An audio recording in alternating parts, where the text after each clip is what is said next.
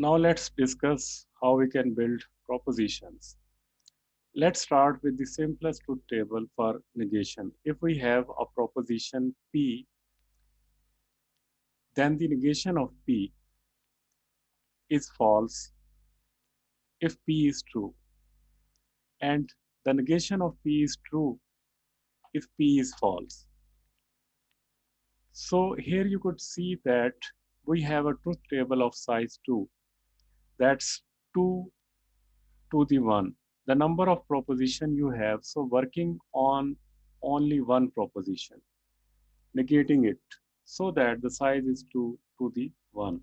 And the function that we are building is actually the function negating P, which is equal to true or false depending on the value of the truth table of the proposition P.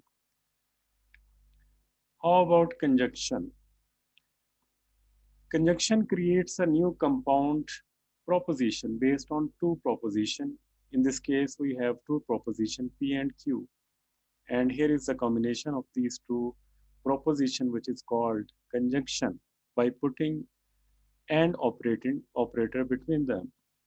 Conjunction creates a new compound proposition based on the values of P and Q.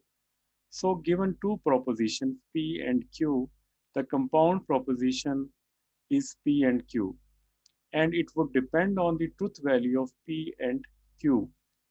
So the size of the truth table is 2 to the 2, which is 4, because we have two propositions that we are putting together through the conjunction.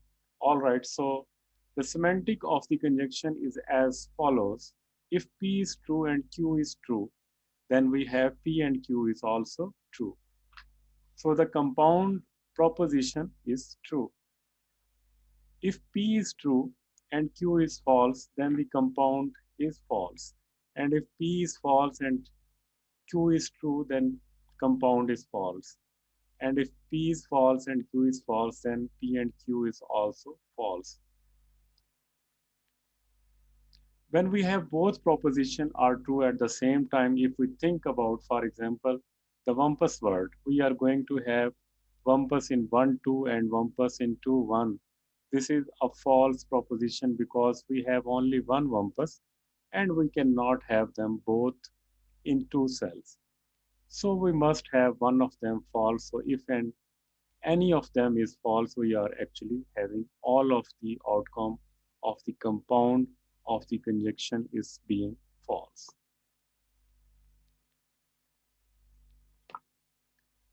Now, disjunction.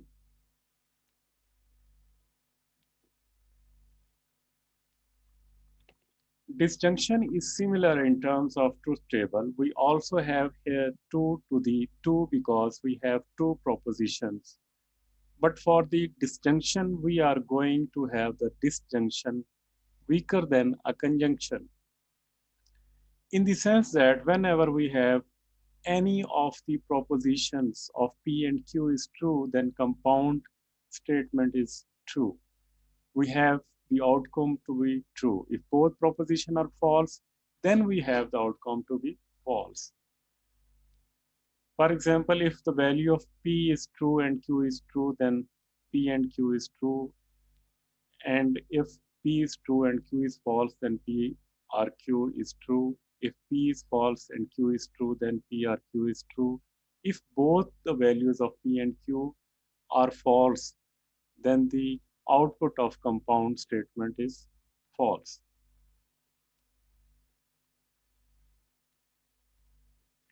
If again I take the proposition that the Wampus in 1, 2 are Wampus in 2, 1, it means that it's enough to have a Wampus in one of the two rooms to have actually the proposition Wampus in 1, 2 or Wampus in 2, 1 to be true.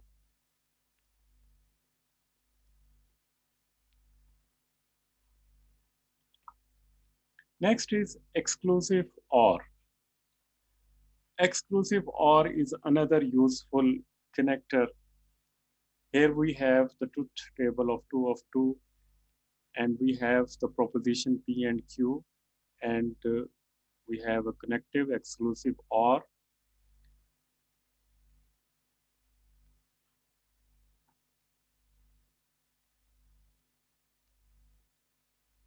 That is actually true only when and whenever there is only one of the proposition true. So as an example of this, the exclusive OR, you could think of if you go to the restaurant and you have on the menu a soup or salad come in with the meal. So you cannot expect to have both of them. So you expect to have at least one of them, right? But you cannot expect to have both of them. So you have either you have a soup and not salad, or you have a salad and not soup. Okay, so basically this proposition here P exclusive RQ would be true only if you have one of them, exactly one of them equal to true. So you cannot have both of them, and you are ensured to have at least one entry coming in with the meal. So again, here it is 2 to the 2. That's going to be truth table for the XR.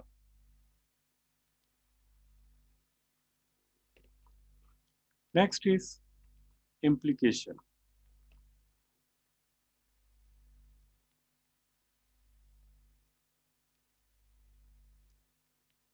The truth table of implication, given propositions P and Q, implies Q would be false only when P is true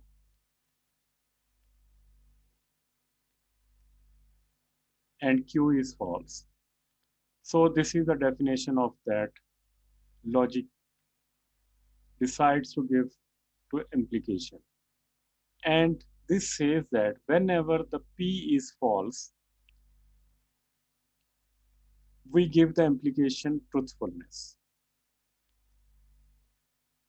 Whenever P is false, we give the truthfulness. The benefit of the doubt, so we going to have false implication, and we have false implies anything. So the function would be true whenever if P is true.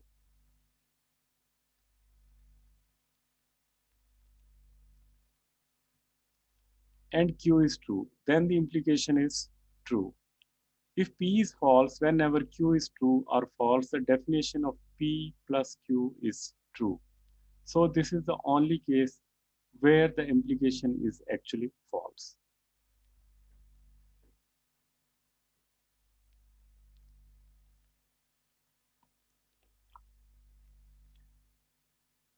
The next truth table is biconditional or if and only if. Biconditional or if and only if, noted that as if is a double implication. So it's P implies Q and Q implies P. So we have P and Q.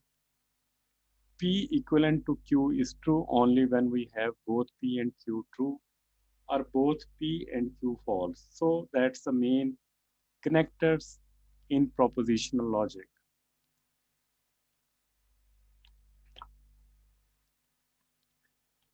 Just like in arithmetic, there is a precedence of operators for logical connectors. For example, expressions in parentheses in propositional formulas are actually processed from inside to outside. We first give priority to the negation if it is there, then the and, then the or, then the implication, then bidirectional, and only if otherwise we use left to right. Whenever you have a doubt, you just use parentheses to express your proposition and avoid any confusion. We can build larger and larger propositions. For example, given three proposition P, Q, and R, it's possible to build the propositions that's composed of using connectors composing P, Q, and R. So for example, P or Q implies R is proposition. This truth table is actually made of 8 n tuples because we have 2, 2, 3. Given that we have 3 proposition symbols.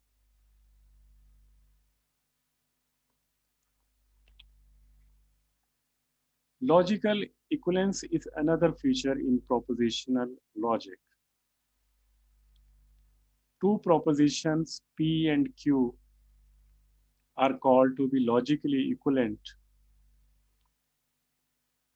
if and only if the columns in the truth table are actually identical. We write this as P equivalent Q, logically equivalent to Q, or P equivalent to Q. For example, if we take P and Q, we know that actually the implication P implies Q is logically equivalent to not P or Q. Yes, could see that if you do the truth table for those two compound propositions, you are going to get exactly the same truth value of the truth table. So these two propositions are logically equivalent. They have the same truth value for any composition of P and Q, so this is important. It allows us to transform propositions from one settings to another one.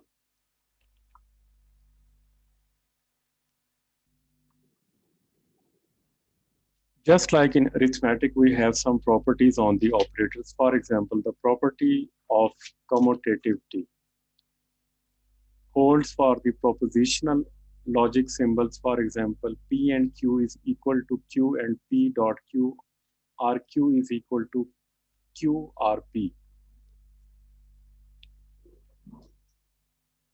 But P implies Q is not equal to Q implies P, so be careful with that. Next is associativity. If you have P and Q and R, you could just change the order of the parentheses. Same thing for the disjunction. The identity element is true. P and T, P and true is equal to P, or P or true is equal to true. For example, P and true is always P, P or true is true. So we have, since remember the definition of disjunction, whenever we have one of the two elements in the disjunction is true, we have a true for the compound proposition. Note, not P is P and P is P, P or P to disjunction and the disjunction over the conjunction. Also, P and not P is false because one of them must be false. So the conjunctions have to have requires that both of them be true to be true. P or not P is true because one of them is guaranteed to be true. We use an important feature called De Morgan's law that allows us to introduce the negation on some compound conjunction or disjunction. The negation of conjunction is the negation of the first term or the negation of the second term. The negation of a disjunction is the negation of first term and the negation of the second term.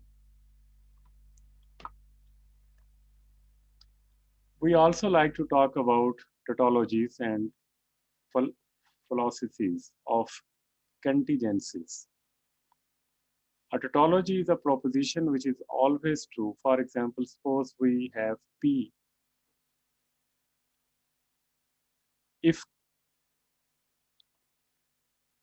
I take P or not P, P or not P,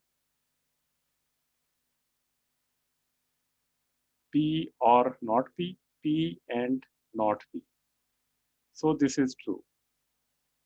We always have one of these two terms to be true because the distinctions is always true. So this is called tautology. We call contradiction or fallacy a proposition that is always false. Consider this one, P and not P, I'm upstairs and downstairs, is something that cannot be true at the same time. So I'm going to have this false, it is falsy for an any value of P. Finally, the contingency is a proposition which is neither a tautology or contradiction. So it depends on different situations. So we could have a mix of true and false in their truth values.